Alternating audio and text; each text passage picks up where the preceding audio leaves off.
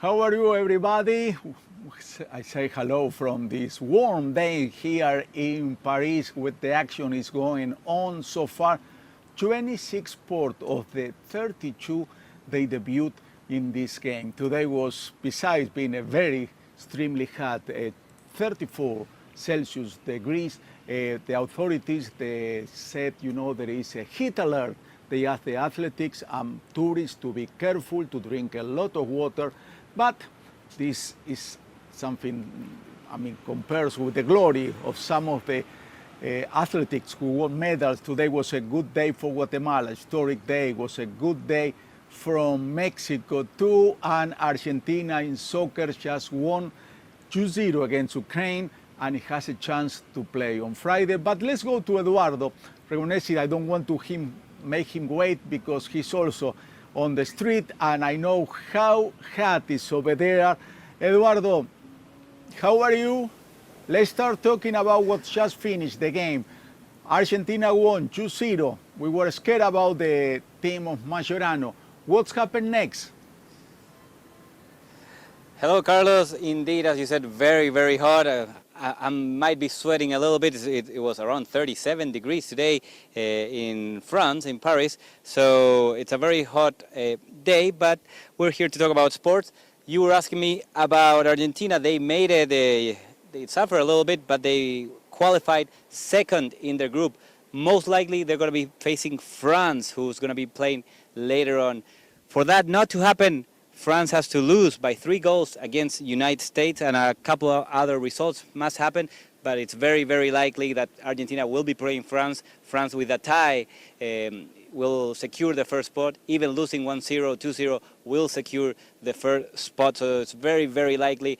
Nothing is certain, but I would say 99% likely that Argentina is going to be France in the second round, which is going to be an epic match.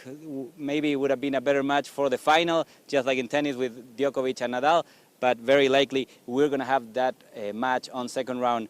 We will be talking a little bit about BMX freestyle, that a couple of our athletes were competing today. We have that story for you, and we will be back whenever you need us, Carlos.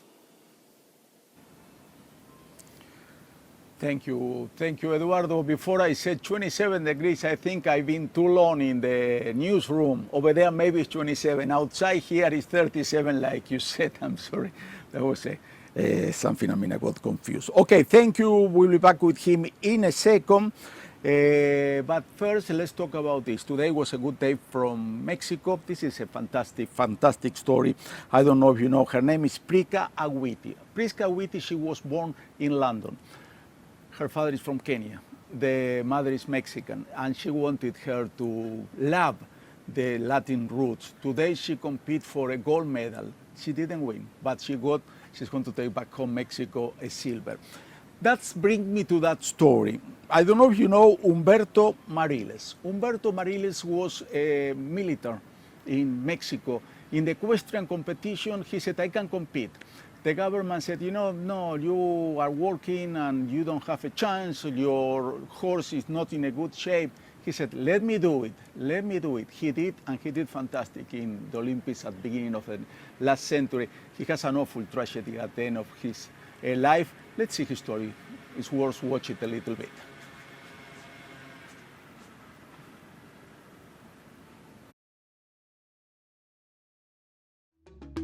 The history of the Mexican Olympic began to shine thanks to Humberto Mariles, a Mexican military man and a rider who gave his country the glory of the first Olympic gold medal, but also the dishonor of a champion-turned-criminal. Until London 1948, Mexico had only known silver and bronze in the Olympics, but the military and rider Humberto Mariles, a native of Chihuahua, inaugurated days of glory for Mexican sports. Nothing prevented him from rolling in the Olympics, not even a call from the then President of the Republic, Republic, Miguel Alemán, to demand he should not attend because he could easily win with one-eyed horse. The president wanted to avoid international ridicule, alerted by the fame of Mariles, always to try to assert his own will. In effect, Arete, Mariles' spoiled king, did not compete on equal terms because of his lack of vision. However, when he started and his rider pushed him, no one could match him. Mariles has tried twice to the podium top at the same Olympic Games, first in individual and then in team jumps. In addition, he won bronze in the three-day event. More than a champion, Mexican elites wanted to be like Mariles and began to finance his presentation abroad. The hero of the 48 participated in Helsinki in 1952, but he could not get on the podium again. The Olympic idol began to opaque his stela of deeds that no one had ever been able to match. When in his role as a powerful and influential military man, he built another legacy, but one of violence and complicity between the military leadership and organized crime. In 1964, on returning home after a party, Mariles murdered another driver in a fit of rage in the middle of the public street. Sentenced to 20 years in prison, he reduced his sentence to 8 years, of which he served only 4, enjoying the privilege of an untouchable. Later, in 1972, he was arrested in Paris for heroin possession. Although he denied the charges, French authorities assert that the Mexican general planned to introduce the drug through his influence. Mariles died that same year in the prison of La Santé before being tried for drug trafficking.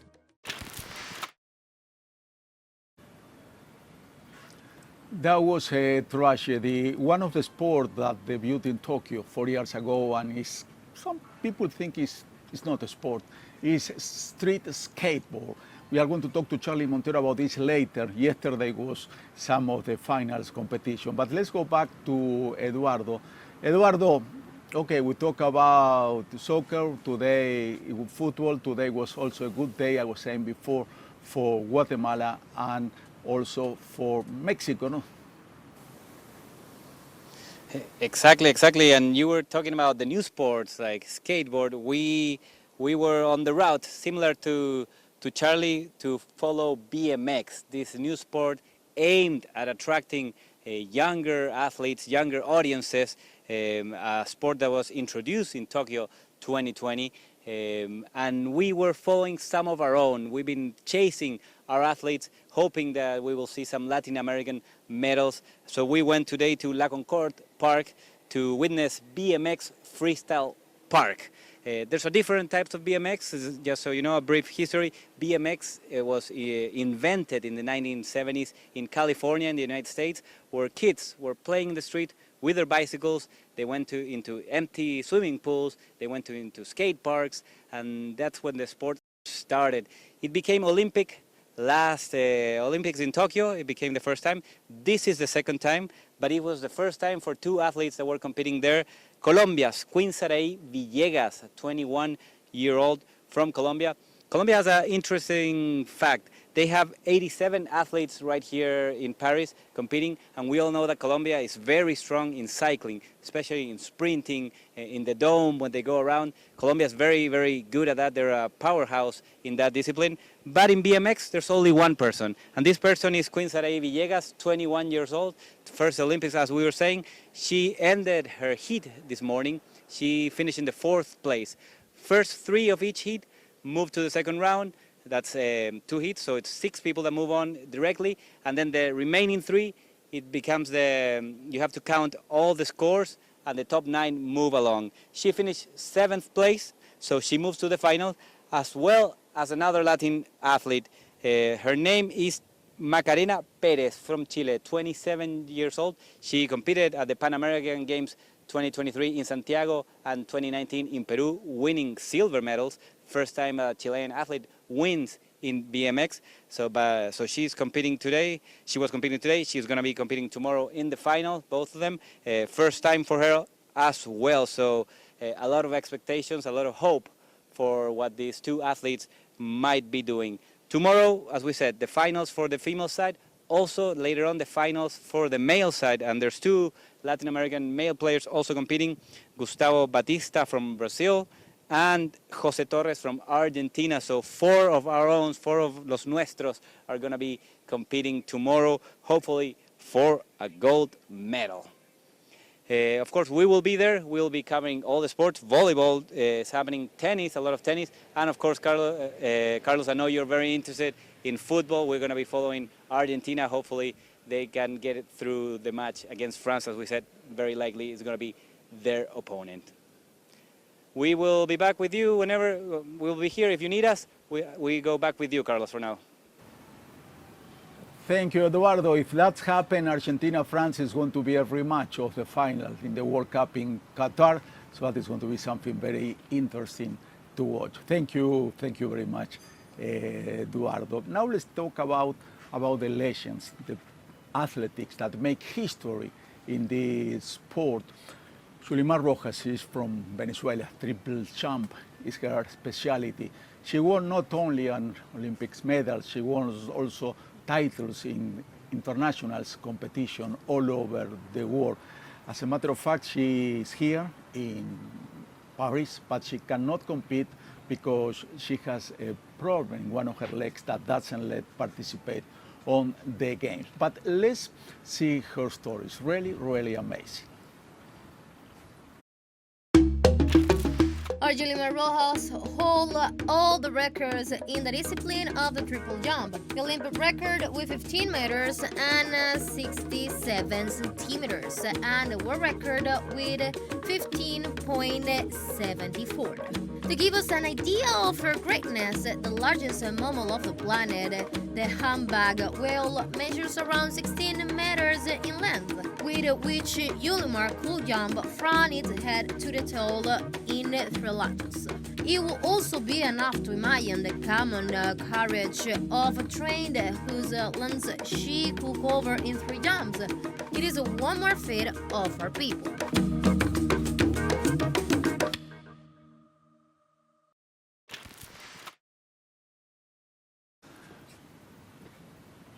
And somebody else who's going to make history in the Olympics is going to be tonight, in a few hours, the finals of the gymnastics.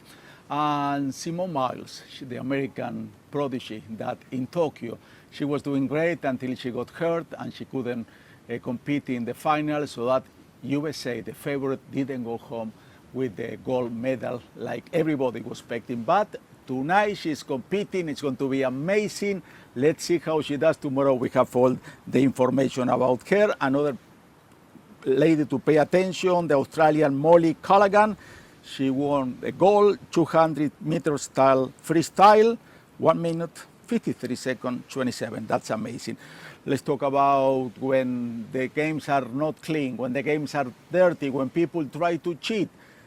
The first person who cheated, or maybe the first person who became very popular, is somebody from Ukraine, Boris Onyshenko. Let's see his story.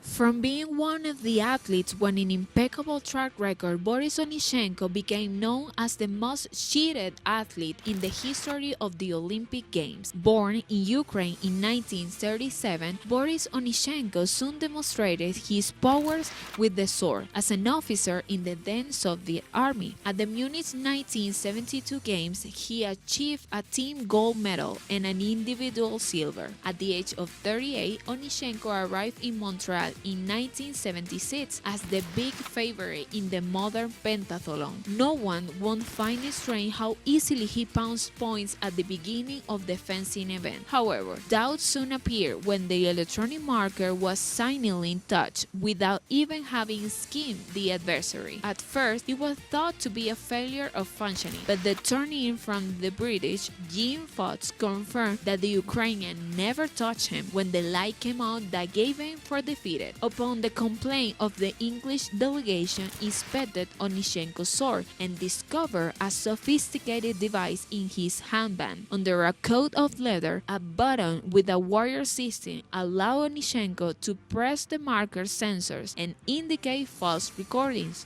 Onishenko's apology did not prevent him from being expelled from the Olympics and his delegation members from rejecting such an act as a disgrace to an entire nation. After leaving Montreal, he was expelled from the Soviet Army, received a public reprimand from the then president of the USSR, Leonid Brezhnev, and a fine of 500 rubles. He thus passed into the most absolute shadow under the nickname of Boris the Cheat.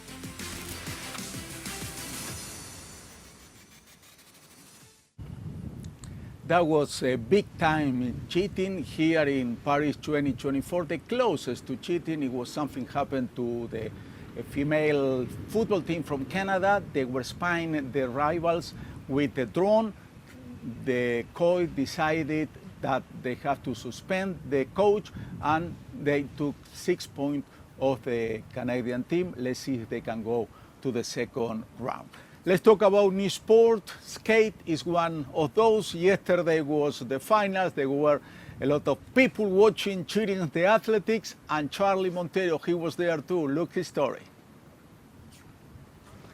Hello, Carlos. How are you? We are here outside the men's final of street skateboarding, but we had two of our people in the finals. De Olio from Argentina, who finished 8th, and Hoefler from Brazil, who finished 6th.